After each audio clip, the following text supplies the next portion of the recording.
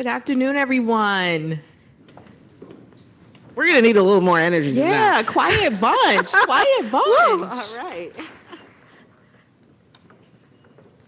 Hi, Dara. Hi, how are you? So excited to be here. I'm so excited to actually be in the presence of greatness. Oh, gosh, I don't know about all that, but For everyone who doesn't know, I'm going to read a quick bio. Dara Treseder, right? Treseder is a proven technology business leader with expertise in building and leading high-performing global marketing, communications, consumer, and commercial organizations. She was recently appointed Chief Marketing Officer at Autodesk, a leading innovative technology and software company that is changing how the world is designed and made. Woo! A veteran chief marketing officer, Dara was previously global head of marketing and communications and membership at Peloton and CMO of Carbon and CMO of GE Business Innovations and GE Ventures. Earlier in her career, she led marketing and growth efforts at both Apple and Goldman Sachs. Heavy hitter. Dara was recently received several awards and industry recognition for her work. This year, she was ranked #1 on the Forbes World's Most Influential CMOs list. In 2021, she was honored with Adweek's Brand Genius and CMO Awards. In 2020, she was recognized again by Forbes as one of the most influential CMOs in the world, Silicon Valley's top 40 leaders under 40, and by Adweek as one of women trailblazers, and by Business Insider as one of the top 25 most innovative CMOs in the world. A respected thought leader and subject matter expert, she's also a sought-out speaker, lecturer, and advisor on marketing, innovation, and growth. She's a champion of public health, women's issues, and diversity initiatives. She is the chair of the board of the Public Health Institute and also serves on the board of Robin Hood. With all of that, she is also a mom of 2 and a military wife. How? Sway? sounds busy. I mean, in order to achieve so much, it really requires ambition. So can you take a moment to tell us your origin story and how, what drives your ambition? Wow, that's a big question. I think at the end of the day, for me, it's really about how can I drive the most impact? So my life is about seeking impact, not glory. And for me, the impact I'm trying to drive in the world is to have more power and influence for women of color and Black women in particular. I remember, when I was coming up in my career, there had only been one ever Black female CEO of a Fortune 500 company. And I don't believe it's because there wasn't talent. I think it's because of opportunity. Here I am, climbed my career. I'm a C-suite leader. There's still only ever been 3. I think there was one interim one, like literally, since the history of the whole world. 3 Black women. Appalling. And so for me, what drives me is to show Black women, women of color, that they too can accomplish great things. They can accomplish, because they can look at me and be like, it's just Dara. If she could do it, I could definitely do it. And kind of inspire them and show them what's possible. And that's why I share, maybe more than a lot of people share. People are like, why do you feel like the need to share? To me, it's to demystify. What is it like? If I'm going through challenges and everybody in the world can see my challenges, why not just share and have people understand what my perspective is? It demystifies it. And you can't be what you don't understand or what you don't see. And so as I demystify what life is like as a CMO in the C-suite, I hope that it creates more opportunities so we can have more women of color and more Black women in positions of influence and power. Well, thank you for sharing, because we do love watching you. You are recently most known for your tenure at Peloton. Can you share both your proudest moment and some learning experiences you got with your tenure there? Yeah, I think my proudest moments are honestly not the moments that, make the news or anybody sees, but it's really like was working with my team. I had the most amazing team, a really resilient team. I mean, we went through a lot together, and just seeing how resilient the team was and how strong and creative and innovative the team was, that was what I was so proud about, because no matter what came, and the life, you never know you can make a plan, but you never know exactly what's going to happen. And I'm so proud of the way we always responded, and we always, no matter what came our way, we always put our best foot forward. Like the Mr. Big. I mean, I'm just like, I'm really, I'm inspired by that. And so that's what I'm really proud of. I'm proud of the fact that this was an amazing team that I had the honor of serving. And no matter what happened, we always showed up to the game and we always put our best foot forward. You sure did. And what was your biggest learning experience then? My biggest learning is that, first of all, it was crazy, right? Because we went through a pandemic, and then coming out of that as vaccines came out and whatnot. And I think my biggest learning is to control what you can control. Whenever things are happening, there's going to be a lot you can't control. Like right now, right? What's the hot topic? Is a recession happening? What's going to happen with the recession? You know what? What can you control? There are always going to be things that you can't control, but there's always going to be so much that is within your control. And I think when we focus on all the things we cannot control and ignore the things we can control, I think that's when we get into trouble, versus looking at what we can control and saying, hey, what am I going to do about the things that I can influence? What am I going to do about the things that I can change? How am I going to show up in the ways that I can show up? And really focusing on that. I think that was my biggest learning. The other thing that I learned is the importance of communication. So I used to have weekly stand-ups with my team, and it was only 15 minutes, but like whatever was going on in the world, we were going to use those 15 minutes, a quick touch base for me to share with them, for us to share together, for me to hear from them. And it was so important to just have that connective tissue with the global team. And so that's something that I think as leaders, sometimes we think, oh, I told them that. It's like when you get sick of saying it is only when it started to be absorbed and people are starting to understand. So it's so important to say it again, say it again, say it again. Just when you feel like, oh, I feel like I say that too much, that's when people are just starting to understand what you're saying. So communication is so important. So like motherhood. Yeah, exactly. I mean, exactly. It's the same thing. You just have to say it again, say it again, say it again. And then I think the last thing that I'll say is, it's a statement my mom told me when I was growing up, but so much of life, like who your parents are, where you grew up, what you look like. I mean, you didn't choose many of these things. There's so much of life that like are just blessings that we have. And again, there are things that happen to us that, why did that happen to me? And so there was a saying my mom used to say to me, which I've really held on to, which is, no matter how high you are, be humble, and no matter how low you are, be hopeful. Because no matter how high you are, other people have contributed to that success. So have humility, have some grace, share the praise. And no matter how low you are, you're not just have hope that failure isn't fatal, or any challenges you're going through, you're still going to be able to emerge on the other side. Wise mama. So you've been consistently named one of the world's top CMOs. Upon leaving Peloton, you could have gone anywhere. Why did you choose Autodesk as the next chapter in your career?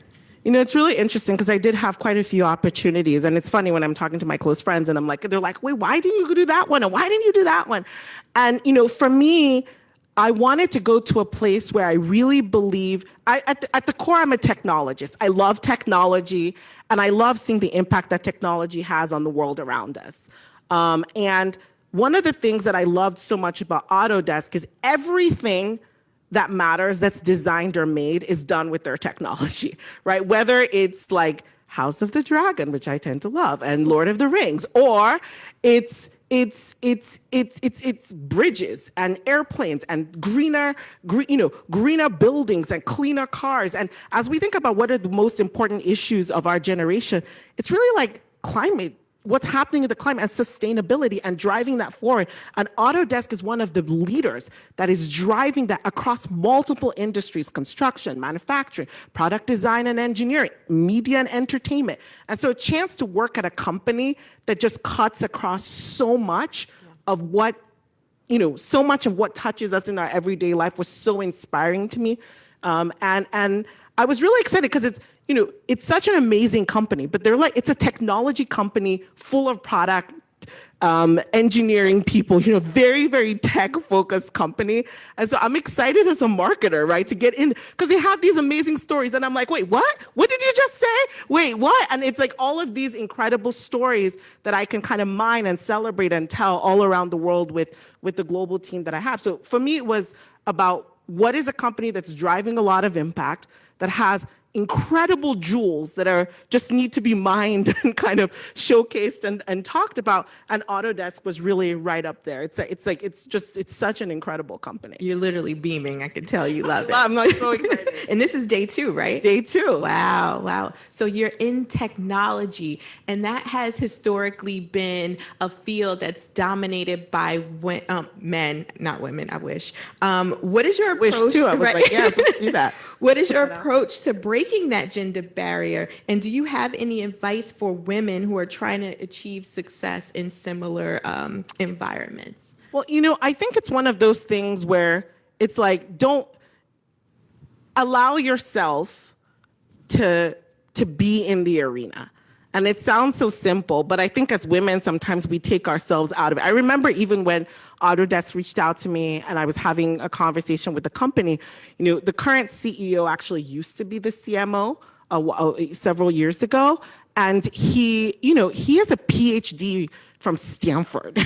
And so I remember I was like, why? Like, I'm a good CMO, but I certainly do not have a PhD from Stanford. Well, you have an MBA from Stanford. I know, but it's not the same. It's not, let's be real. It's not the same. And for me, I was immediately, even before, I was questioning my own self. Like, hey, do I have what it takes to work? Like, this isn't just showcasing something this is talking about technology, and this is really robust, and it's so impactful, and it touches so much of our lives. And I was questioning myself. And I remember I was talking to one of my best friends, and she was like, but Dara, you've always done technology, and you were the CMO of a 3D printing company that you kind of put on the map. And it was hearing someone else speak to me and tell me, I was like, oh, you know what? Yeah, I do have what it takes. But I think that happens a lot to us as women, especially when in the tech world. Sometimes we take ourselves out of the equation before we get a chance to actually lean in. Sometimes, we don't put our hand up for that assignment because we don't think we maybe only have 95% of what it takes. We don't have the extra 5%. Don't forget about the men who have 20% but are running in there. And so I think it's so important that we believe in ourselves. We raise each other up, just like that. My sister friend that called me and spoke to me. We support each other, and that we don't take ourselves out of the equation, and we have the courage and the strength to actually put ourselves in the arena and embrace the discomfort. Whoa, wise words. We know that diversity and inclusivity is having a moment right now, and brands know that they need to start speaking to multicultural, LGBTQ plus, and neurodivergent audiences, or they'll get left behind. And we know historically that this has been challenging for a lot of brands. What are some common mistakes you see advertisers make in this space, and what are the biggest challenges you think? I think the first thing is saying something because just to be a part of a conversation when you don't have any business being in the conversation. I think that's the biggest mistake. If you're not actually taking any action to move something forward, don't say anything. And that's one of the rules I have. As a brand, if we're not doing anything, let's not talk about it. Because many times, hey, this is a moment, let's be in the moment, let's get some buzz. Why? Why should you get any buzz if you're not actually taking any action and moving the issue forward? And I think it's really important. One of the things I say to my team is, hey, I don't want us to be driven by different causes. I want us to be purpose-driven. What is our purpose that is deeply connected to our business? And then what are the ways we can stand up for things that are in line with that? But let's not just be going around talking about every single issue, because also if you talk about everything, you kind of talk about nothing. It's like people are like, who are you really and what do you stand for? If I say Apple to you, immediately you think about privacy, right? That's what they've leaned into. That's what they could have focused on many different things. Apple's also a great design company. Apple's also a great technology company. And so I think it's really important to figure out what is the issue that's going to be our issue that we are going to be really vocal about and we're going to back with substantial action versus just trying to be a brand that talks about everything and ends up talking about nothing. That leads me to my next question, which is about authenticity. The term authentic is frequently used to describe multicultural communication, successful multicultural communication. What do you think it means to be authentic, and how can brands take action on authenticity? You know, I think being authentic at the end of the day is just being true to who you are. And I think one of the things that brands can do is, instead of trying to create something that's fake, you can do some deep mining, which allows you to find what's real, and then how do you celebrate that and how do you amplify that? So if you have a community, instead of trying to figure out, hey, how do I figure out what my community likes, just go ask them. Do some deep mining to understand what's organically happening anyway, and how can we cultivate that? How can we shine a light on that versus just trying to manufacture something that doesn't exist? And so I think a lot of times, you know, brands and as marketers, we get into trouble when we're trying to manufacture things that are not real, that no one actually connects with. I don't know how many of you have, you know, I've certainly had that experience in my career where you run a campaign and it's like, who did you really run it for, right? Because at the end of the day, you didn't start from an audience, customer first perspective to figure out what matters most to the people that we're speaking to. How can they hear and receive it? And then what should we do about that? Versus maybe starting more from a point of, oh, this is a cool thing everybody's doing, let's go do this, you know? Like NFTs, oh, well, why? Why are you doing that? Why is it relevant to your brand? How is it driving your business forward? Don't just do what everybody's doing. Like, don't be a trend follower, be a trendsetter, figure out what matters most to your audiences and then lean into that. So when a brand does realize that, okay, inclusivity matters to us, but they don't know where to start, do you have any advice for brands who don't know where to start in the inclusive marketing space, or how to get the whole company, including senior leadership, involved and on board with DE&I initiatives? I think you start with culture. I think it has to always be inside out. You have to start doing the work internally, figuring out, okay, if this is an issue that's really important to us, how do we live up to it internally? Because there's nothing worse than being a brand that puts an external face, but internally, like, you're so far away from what you're representing. And it always ends up coming out and making the headlines, and it's just not a positive experience. So I think the important thing to do is to, first of all, you know, charity begins at home. Start internally. What are the things that we need to do? If you have ERGs, employee resource groups, talk to them, get to know the people on your team in those different communities, find out what matters to them, where the gaps are in terms of what the business is doing versus what they want to see, and then work together to co-create and solve those issues. And then your branding can be a reflection of the strong culture that exists. But I think if you start first from, hey, let's go do a little brand campaign, and you don't have the issues. Imagine if you're in a company that has issues and then you see them doing a campaign and you're like, excuse me, really? We're gonna be the ones to talk about this? Like, you know, it creates that gap that I think fuels a lot of problems and challenges and leads to inauthenticity and leads to, so I think the first thing to do is take an inside out approach, figure out what's needed for your culture, invest in that, and then begin to reflect that in the work externally. So it's a long-term play. It's a long-term play, and there's no quick fixes. So if it's like, hey, you know, I want to solve all the LGBTQ plus issues in my one campaign I'm going to do during Pride Month, yeah, that's not going to work. Right. Right. So before we open it up to the leaders in the room for questions for Dara, if there's one final thing you hope the people in the audience today learn from a result of our conversation, what would that be? Honestly, I think it's just everyone can lead. And just believe in yourself. I think that we're in an uncertain macroeconomic environment right now. There's a lot going on in the world, from war to fears of a recession, to inflation, to rising unemployment, to the great resignation, to quiet quitting. There's a lot going on. And I think as a leader, believe in yourself and focus on what you can control. Figure out the things that are most important, what matters most, measure that, and then focus on that.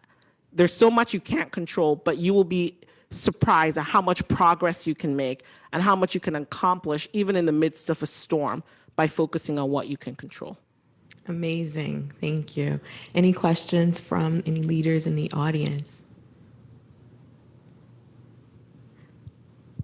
Hi. I'll just wait for the. I was just wondering what your proudest moment has been. You obviously had an incredible career, but what's been one of the proudest moments that you've had to date? You know, and I think this kind of was like a question she asked. Honestly, my proudest moments have been when things have been really, really tough and the team has just continued to show up for each other. Like, it's so incredible to see that. And as a leader, it's very humbling, right? To just see the brilliance, the creativity, the resilience. I think that's what I'm probably proudest of, because I think at the end of the day, it takes a team to win. Nobody wins on their own. And so that kind of building an amazing team, leading a team, even in a challenging environment, and continuing to show up day after day after day after day with resilience, that's probably what I'm most proud of. And also, that's a testament to good leadership as well. Well, I think my view on leadership is that as a leader, you're there to serve the people on your team. That's what I believe. I believe my job is to serve the people on my team and create an environment where they can unlock their potential and thrive and do their best work. Awesome. Any other questions?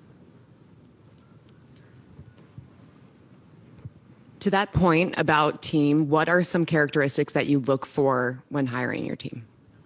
So one of the things I look for, so there are three core things I look for. First is curiosity. I like, I want to be a learn-it-all, someone who doesn't think she has all the answers, but wants to learn from others, wants to be a sponge. And so I really look for that curiosity, the desire to learn, because at the end of the day, if someone is a self-starter, someone who likes to learn, they are always going to figure it out. Right. And so that to me is really, really important. The second thing is just someone who gets stuff done. Like I'm a proactive, get it done kind of person. So I work best with people who are very, have a bias for action and want to kind of get things done and aren't fazed by challenges, but just kind of push through and move through. And then the third thing that I'll say that I think is really important that I look for is ambition. I like to work with ambitious people. I think, one of the things that is really important, the idea of like work and life, like our work and life, they harmonize and they come together. We spend so much of our time at work.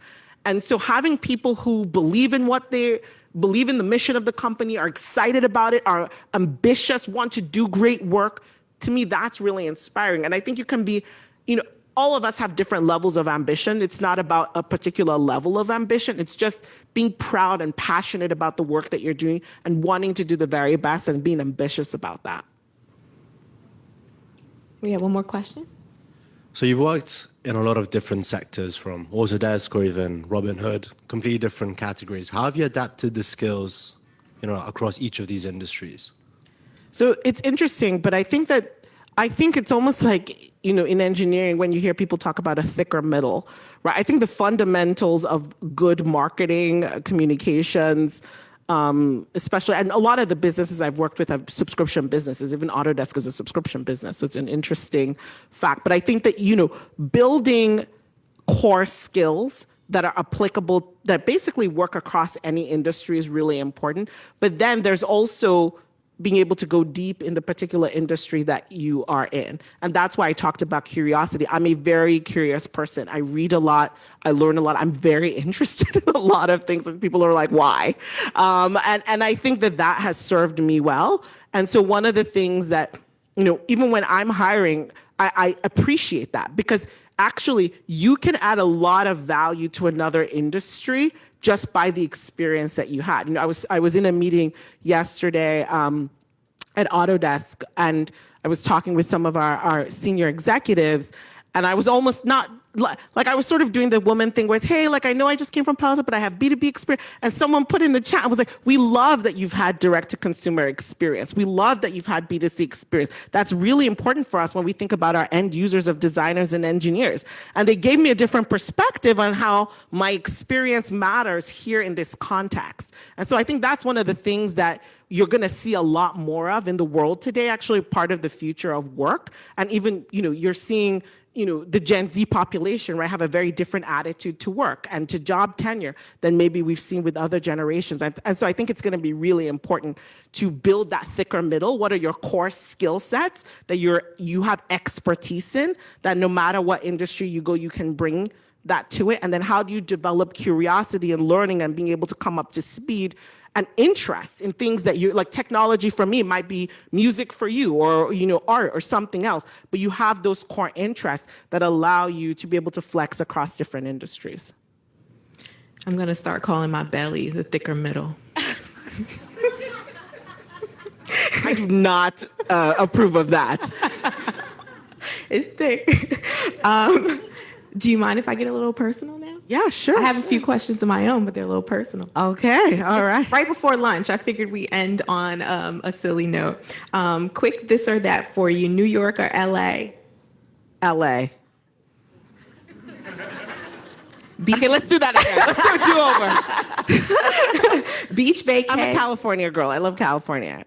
But she's here with us. But I'm here, and I love New York too. I love all the places. All right, I'm not doing a good job with this or that. Beach vacay or adventure vacay? Adventure vacay. Ah, okay. Phone call or text? Text. Be respected or be feared? Be respected. I hate fear. Fear is never a great motivator. Messy desk or tidy desk? Tidy desk with a little mess. Horror films or comedy? Comedy. Okay. Wine or cocktails? Wine.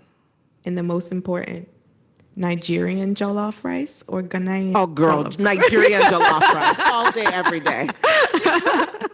Dara, thank you so much. Thank you. It was Thank an you honor. so much. It was great to be